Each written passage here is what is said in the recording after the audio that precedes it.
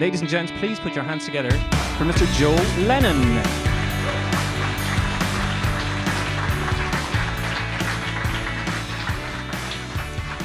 I was actually going to give you all a fright and sit at the keyboard, but I decided against it at the last minute. So hi everyone, as Aidan said, my name is Joe Lennon and I am the CEO and co-founder of Subwoofr. We're a music tech startup company based here in Cork. So it's an absolute pleasure for me to be able to share some of my thoughts with you this evening. Back in September, which is less than 5 months ago, I started Subwoofr along with my co-founder Simon, who's here tonight as well. And right from the very start, the premise was all about trying to provide music artists with the technology and the tooling that they need to survive, as Aidan said, in the digital era. It's no secret that there's been a steep decline in the music industry over the last number of years, but you might be surprised if you're from outside the industry to learn just how steep it was. Back in 1999, when physical record sales were at their peak, the global recorded music industry was worth just nearly $27 billion globally. After this, the slide began. The advent of the MP3 digital music format and increased speeds in terms of broadband and high-speed internet access meant that it became very easy to access and to listen to pirated music. By the time that the iTunes Music Store started to hit its stride in 2004, revenues from the music industry had already dropped by 15%. Following this, digital sales did start to increase, but physical sales started to fall a lot faster. And it wasn't just the recorded industry that was suffering.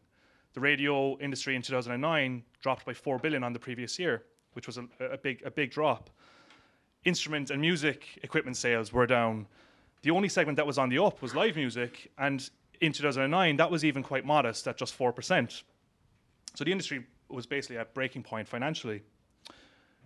Fast forward to 2014, and we have digital and physical sales now at parity, so they're now equal. What's happened is in just 20 years, a full $20 billion of annual revenue has been wiped off physical sales. And what's happened is digital hasn't caught up fast enough to supplant it. So I suppose the most shocking aspect of this from our perspective is when this all happened. This happened in an era where people have more money than they've ever had before, and it's easier to spend that money than it ever has been before.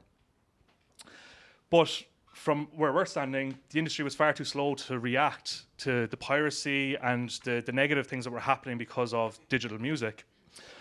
Instead of trying to come up with a product that competed with piracy and beat it on a product level, they tried to beat it down with legal battles and with regulation and things like that.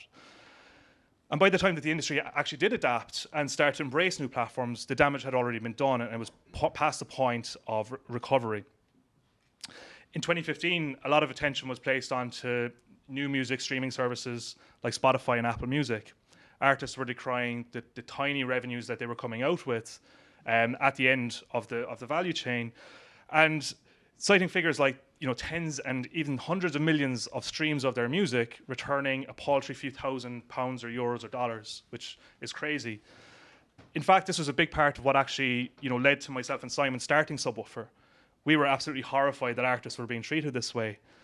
But as we've dug deeper into the current state of the music industry and what's going on, it's become clear that these services are actually doing something that's very important. They're creating new revenue streams for the industry.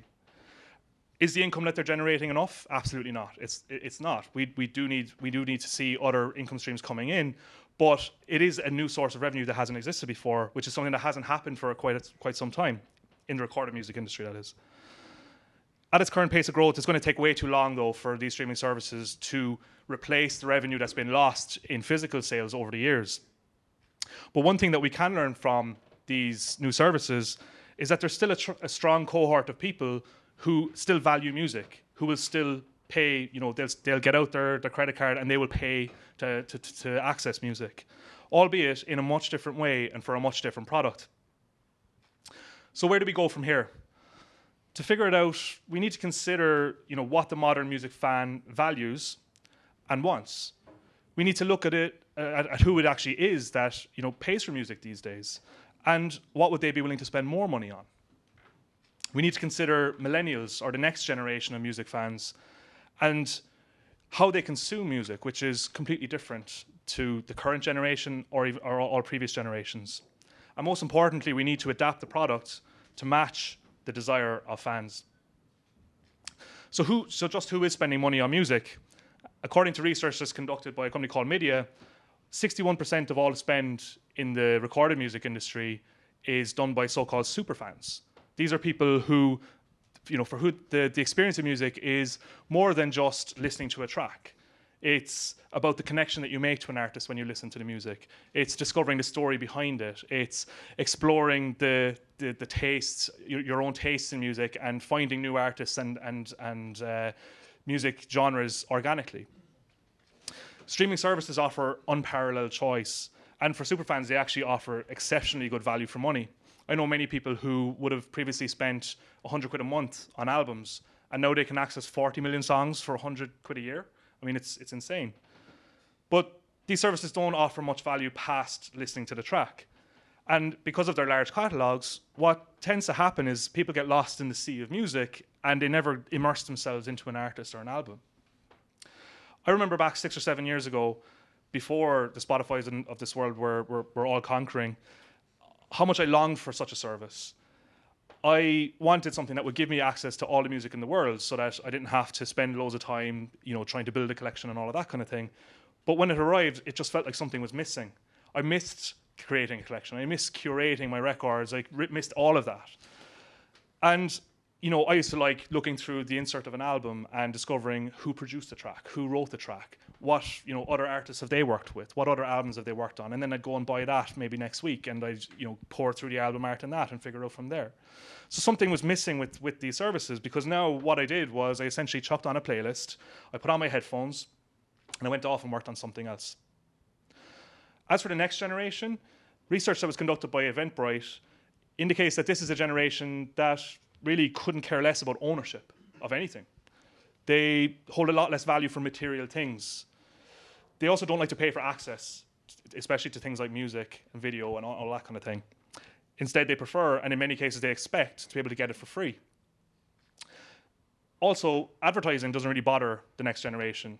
I know certainly for me and for probably many people here tonight, advertising is one of those things that we, suffer because we have to, but it tends to bother us maybe more than it does the next generation. But what does the next generation value? They value experiences. They spend a huge amount of money on live performances, more so than any generation gone past. They live in the now. They, if you look at the platforms they're using, outside of music, things like Snapchat, which is completely incomprehensible to anybody over the age of 25. But they also value their social identity highly as well. If you look at the amount of young fans that are out there who are tweeting at their favorite artists on social media, longing for them to reply, just so that they can feel that connection to the artist, but it also is so that they can brag about it to their friends.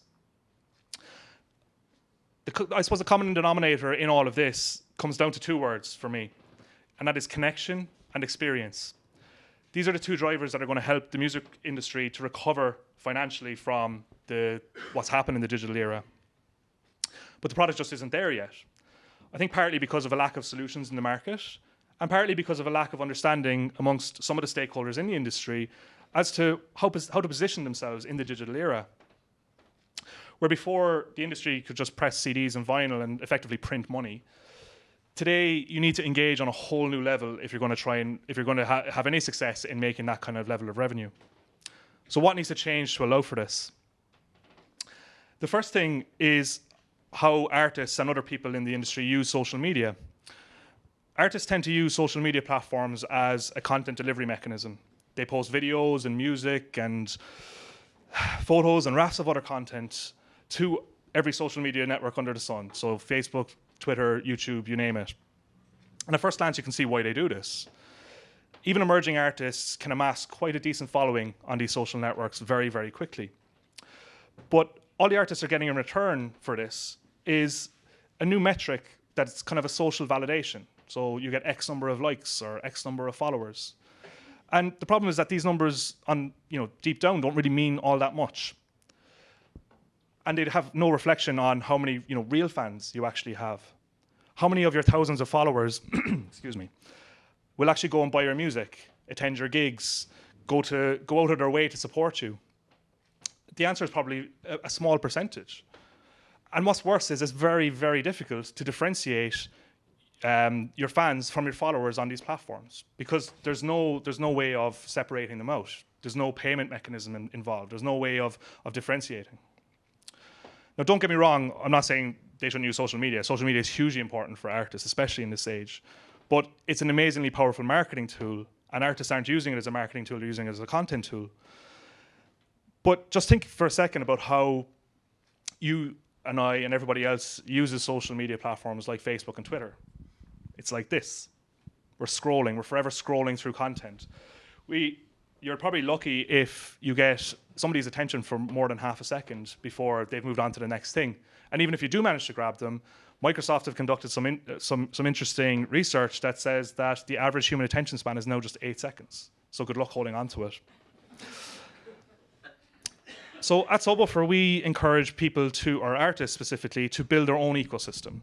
So build your own online presence where you can showcase everything about you to your fans. Build a fan community, reward fans with content that's not available anywhere else. And most importantly, give fans a way to support you with digital purchases, merch, subscriptions, crowdfunding, and even tips. Use social media to drive traffic to your own ecosystem by providing teaser content, but don't give away everything. Reserve the best for the place that you can engage in further.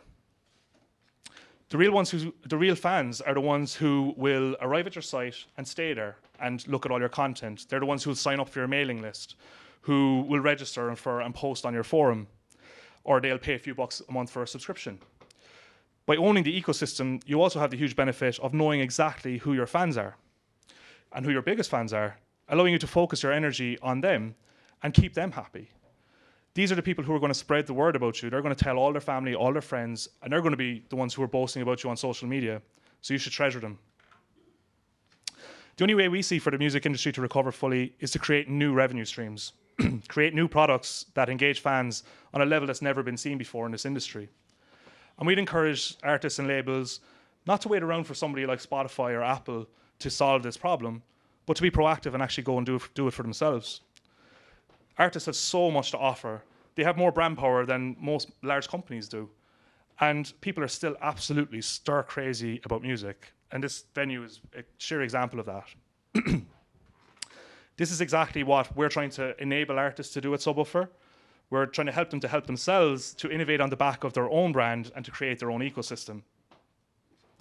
I started off this talk by painting a pretty bleak picture of what's happened to the recorded music industry. But that's not to say that it's all negative. People are consuming more music than they have ever consumed before. In many ways, the push towards free and low-cost access to subscription services and so on has democratized access to music. For new artists, the barriers to entry in the music industry are at an all-time low.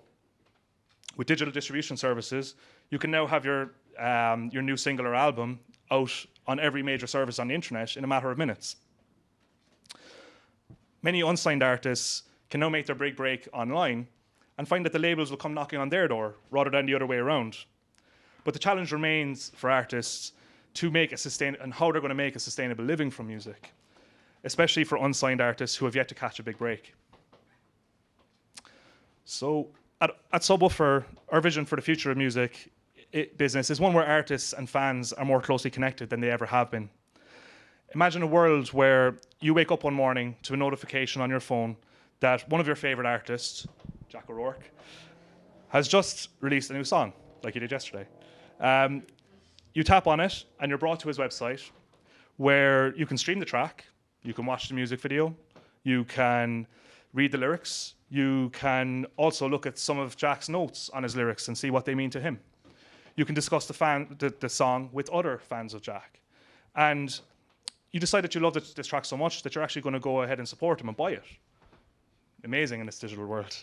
But as a member of his paid digital fan club, you get a discount. And you also get access to some exclusive content, like an unreleased version of the music video and behind-the-scenes footage.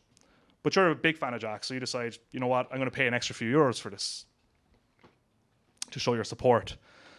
A few days later, Jack sends out an email thanking you with a 10-second short thank you message to say, thanks for your love and support. It means a lot. You know that your family and friends are going to love the song, so you share it out on social media. And that leads to a few more people discovering Jack and his music. After a couple of weeks, your love for the song grows even stronger. You're in the process of learning to play the guitar, so you decide to go back onto Jack's site, buy the guitar tabs, and start, trying to create your own cover version of it. You upload it to Jack's site, where other fans of Jack start commenting on it and telling you how great it sounds. Jack himself even chimes in and says that it sounds nearly as good as what he's able to do. A few weeks later, you get an alert that Jack has just announced a gig in your hometown. Because you're a member, you can secure tickets by just simply tapping on an alert. You choose to pay the premium for the experience package, which includes backstage access and even a photo op with the man himself. The day of the gig arrives, and you take dozens of great photos of the entire event. You upload them all to your fan profile on Jack's site, and a few of them even get featured on his main photo gallery. You share them out on social media, again helping spread the word and introducing more and more people to the brilliance that is Jack O'Rourke. And you're just one fan. This is a vision that works not just for the fan, but also for Jack. And this is the vision that we're working towards in Subwoofr. Thanks for listening.